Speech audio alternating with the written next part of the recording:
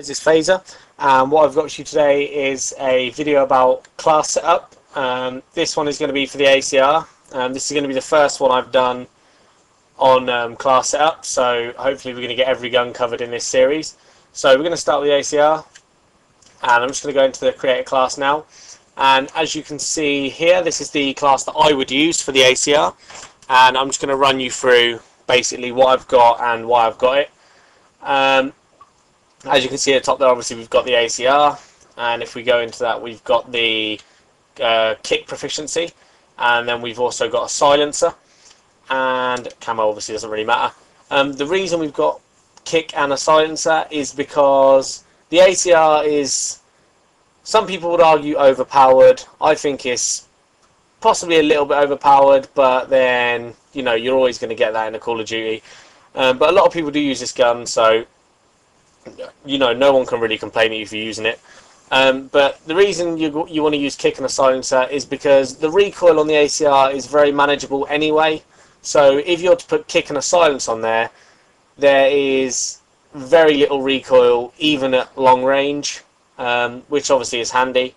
So really, you don't really need kick and a silencer. You could maybe go for the extended mags, or you could use something like two attachments, and you could get like a silencer and a red dot if you're not really too keen on the iron sights. But kick and a silencer together is a beast. I'm not going to lie, it is awesome. As a secondary, depending on what you want to do, I suppose if you're going for like a Moab gameplay, you might want to take like a machine pistol or something in case you run out of ammo. But then you're probably going to have scavenger anyway on your specialist or something like that. So maybe not necessary. I always take a small just because you can lock on and you can free fire it, and it is pretty accurate. So as you can see, I've got it level 10 because I do love it and I do use it a lot. So I usually take a small, but secondary is more up to you depending on what you're going for. Lethal, I would take a frag. All these things can be pretty handy in different ways. Claymores, obviously you can cover your back and stuff. But I'd take a frag because I like the grenades, and the only reason I pick a frag over a Semtex is because obviously the Semtex is timed, so you know, you get like 3 seconds after you throw it, it blows up.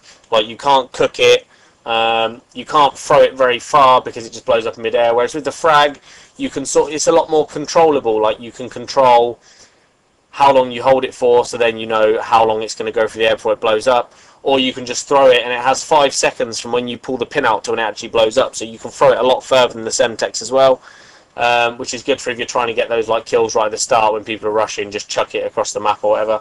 So I would always take a frag. Tactical, a lot of people would argue that flash is better than concussion. I do prefer concussion. I've never really used flash, to be honest, but I do prefer concussion. Just because it slows people down as well as like messes up your screen a little bit, so I think it works a little bit better, but that's completely up to you. You might want to take like a portable radar for like Moab gameplays, or you might want to take like a trophy system if you're doing some domination or something like that. Onto the perks. Perk 1, I would definitely take sleight of hand. Only other thing I would really use for like objective gameplays would be scavenger, but then I suppose if you're going for like a Moab gameplay and you want to use your specialist, then you should probably start with scavenger and just have sleight of hand as your first or second perk, because you're not going to need to reload until you've actually made some kills anyway. So it'd probably be a good idea to start with scavenger. But if you're just playing like team deathmatch and you're just playing, you're not really trying for like Moabs or anything like that, probably better to have sleight of hand, because you will get caught reloading sometimes, and it'd be a pain in the arse dying from that. Secondly, I would take Assassin just because overall it's a pretty beast perk. As you can see there, undetectable from UAV, portable radar, thermal and heartbeat sensors, which pretty much covers most of the things that are going to catch you out anyway. And then once you get a pro, you don't get affected by the counter UAV or the EMP, and also you can't be picked up by the red name or the red crosshairs, which sort of count as marksman as well. So that's a lot of perks and equipment and stuff that's cancelled in there, all in one perk, so it is really handy. So overall, I would say that beats every other perk, purely for the amount of stuff it does. Like, I mean, quick draw, you get fast aiming and recover from equipment, but that's like 2 things. Assassin is protecting you from a whole bunch of stuff that probably quite likely to get you killed. So I would take Assassin. Third perk, I would take Dead Silence. And I'm saying that purely as a Turtle Beach user. I know how much Turtle Beaches really help. If you have Turtle Beaches, you probably know how much they help as well. So dead silence helps as well if you're using a Turtle Beach, because you don't hear your own footsteps, so you can hear other stuff a lot easier. But the only other thing really worth taking in here is probably steady aim. Mainly if you've got Pro, because your weapon's ready faster after sprinting. So if you are sprinting around a corner, you can pop your weapon up quick. And obviously the hip fire accuracy kind of helps, because then you don't need to pop your weapon up if it's really close quarters. But overall, I'd say dead silence is probably one of the best ones. Strike package, I always just play the assault, standard, UAV, predator, missile, helicopter. Sometimes I play specialist if I'm going for a Moab or something, but the reason I would take a attack helicopter over, say, a Pavelo is purely because attack helicopter is 7 kills, Pavelo's 12 kills. So for 2 attack helicopters, it's only going to take me 14 kills.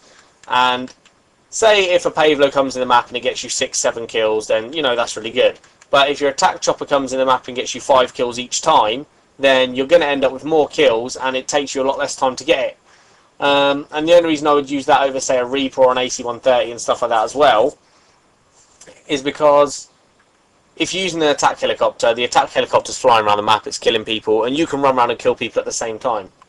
Whereas if you're using a kill streak you have to control, then you're controlling that. You can't get kills at the same time. So ultimately, I think that's one of the better setups, because it's quite easy kill streaks. It's quite low numbers as well. So that's what I would use. And death streak, I think, is stupid. So I just always keep juiced. I never use anything else, because I just don't think you should be rewarded for dying. So what I'm going to do is I'm just going to go into a private match now, and I'm just going to show you what I was talking about with the recoil with the ACR, and why I would use the silencer and kick together. And I just want to take this time to say, you know, if the video helps you out, like and favourite, subscribe if you want to see some more gun setup classes and stuff, because I do think they're pretty good. I do think they're going to help people out. So with that out of the way, I'm just going to show you what I mean now about the recoil. So we'll take, say, this wall here, and I'll stand sort of over here, and I'm like wedged in this corner, so we'll go there for the next gun as well. If you just like fully auto fire at the wall with the standard ACR, the recoil is, you know, it's manageable, but it's not amazing. So if we just change team now to the ACR that I set up just a minute ago, that we were going through, you'll notice the recoil is a lot better. If I just fire that sort of next to it, that's at a slightly further distance as well.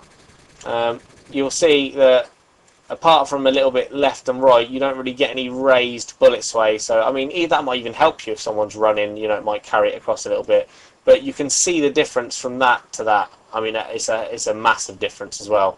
And I mean, up close, if I was to fire with this up close fully auto, there's virtually no recoil whatsoever. So you can see the big difference that it makes to have the kick and silence on that. I'll just show you again. Say if we come in here, if you're at sort of this distance, you just get like nothing. There's like no like recoil, like the gun doesn't lift at all. Whereas if you have it, obviously we'll show you again, without the kick and silencer, it's, you know, it's all the way up. There's a wide bullet spread as well, and it's just a lot more accurate if you use kick and silencer. So that's pretty much all I've got for today, guys. So if you, like I said, if you did like the video, maybe leave a comment of what guns you want to see next, and subscribe to make sure you don't miss any gun setups. So thanks, guys, and that's everything for now.